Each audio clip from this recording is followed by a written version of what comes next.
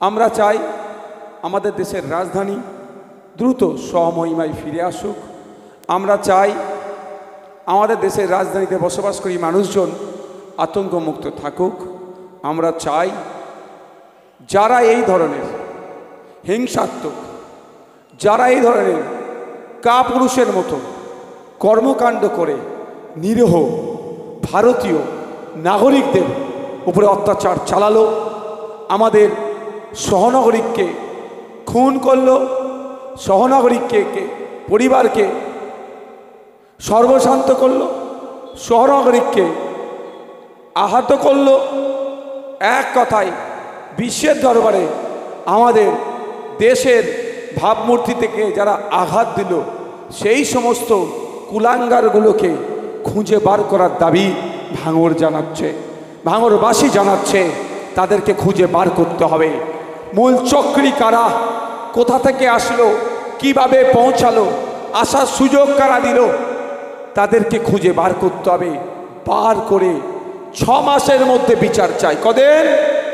6 মাসের মধ্যে বিচার চাই। ওই বিচার তারিখ পে তারিখ, তারিখ পে তারিখ নয়। আমরা ভাঙড়বাসী চাই। আমি এখন আইনসভার সদস্য হয়ে বলছি, আমিও চাই 6 মাসের মধ্যে বিচার হোক। বিচার করে দোষী সাব্যস্ত করে প্রকাশ্য রাস্তায় ফাঁসির ব্যবস্থা করা হোক।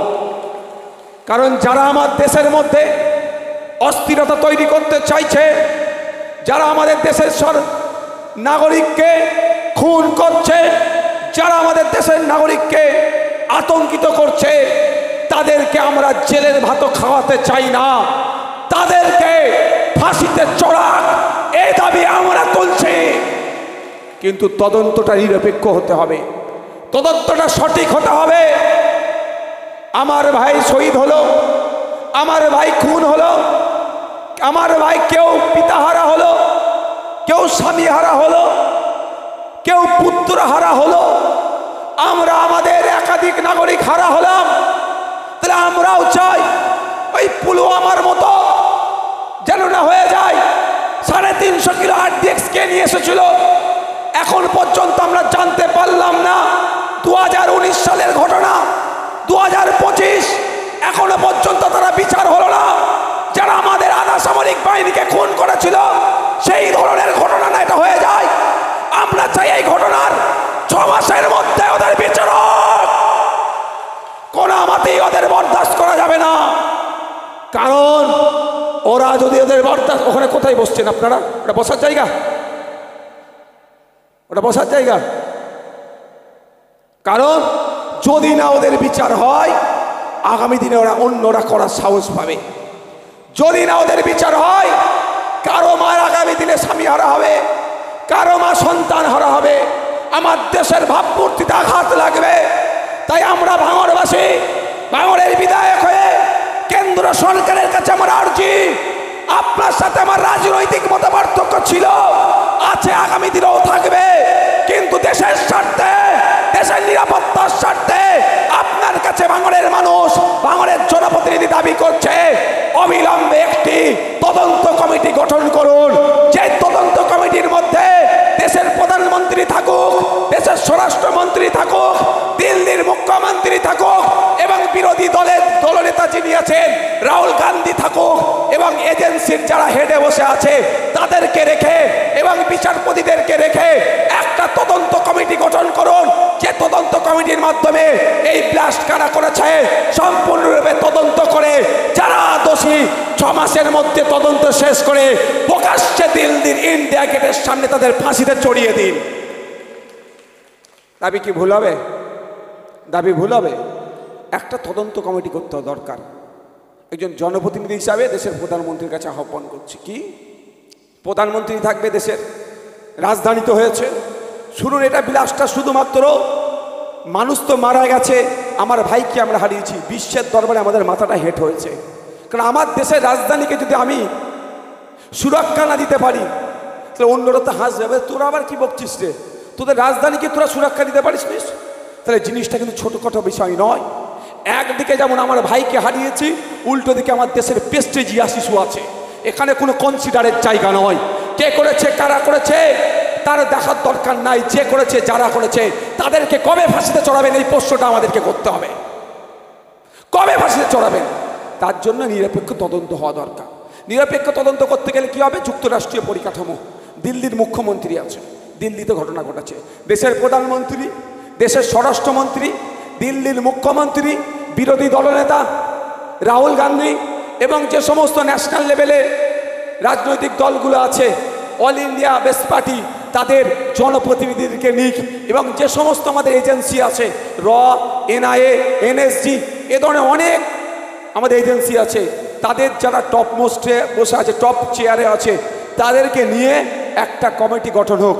ওই কমিটি গঠন করে ওই কমিটির মাধ্যমে আর ওখানে বিচারপতিদেরকেও ইনক্লুড করা হোক। ওনাদের মনিটরিংয়ে, ওনাদের দেখভালে এটা নিরপেক্ষ একটা তদন্ত করা হোক।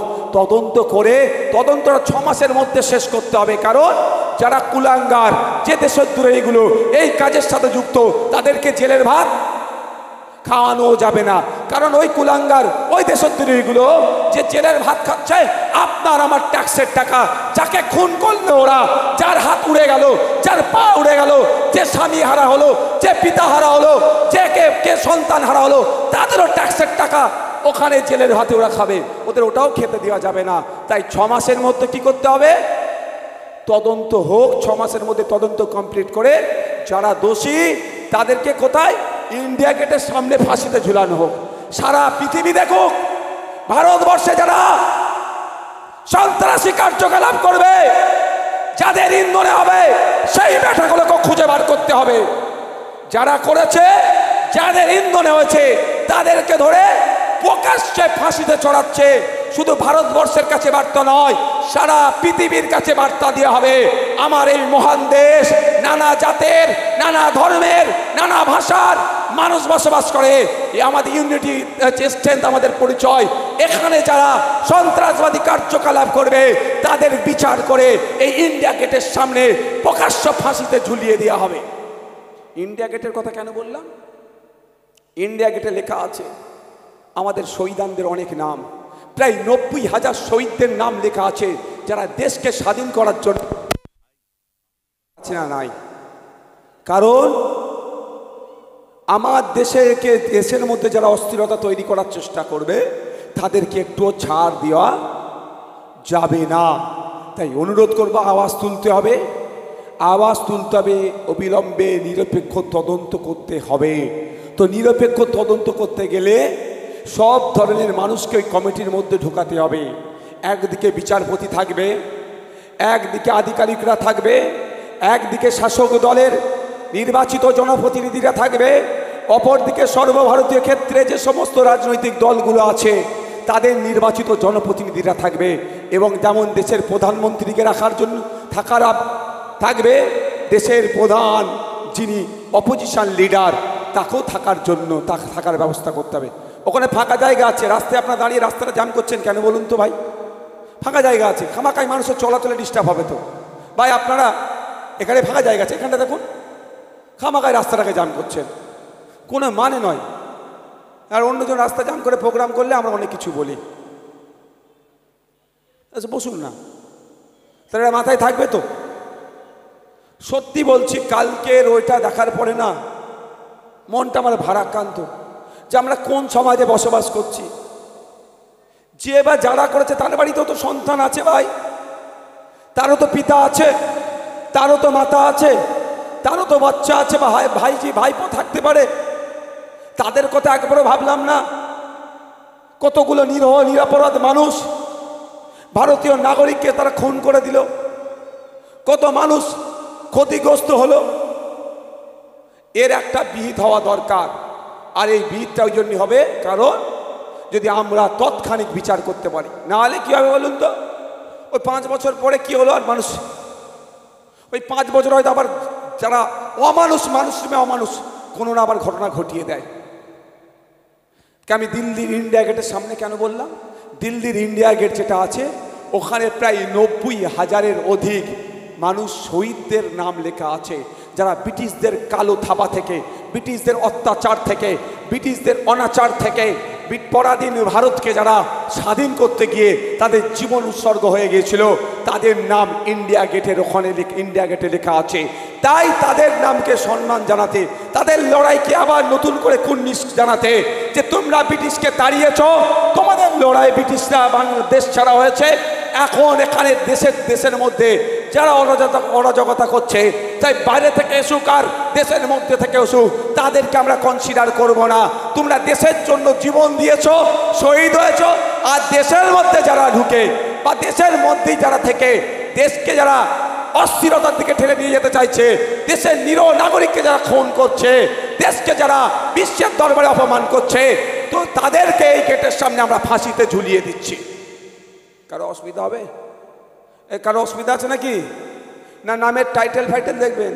আজকাল তো সমস্যা অনেক হয়ে গেছে ভাই, টাইটেল দেখে প্রতিবাদ হচ্ছে। যাক, আমি ওই বিষয়ে আর যাচ্ছি না। মানে মানুষ রূপে আমরা আস্তে আস্তে অমানুষের দিকে চলে যাচ্ছি। বন্ধুগণ, আজকে আমরা কিসের জন্য উপস্থিত হয়েছি এখানে? এসআইআর নিয়ে সচেতনতা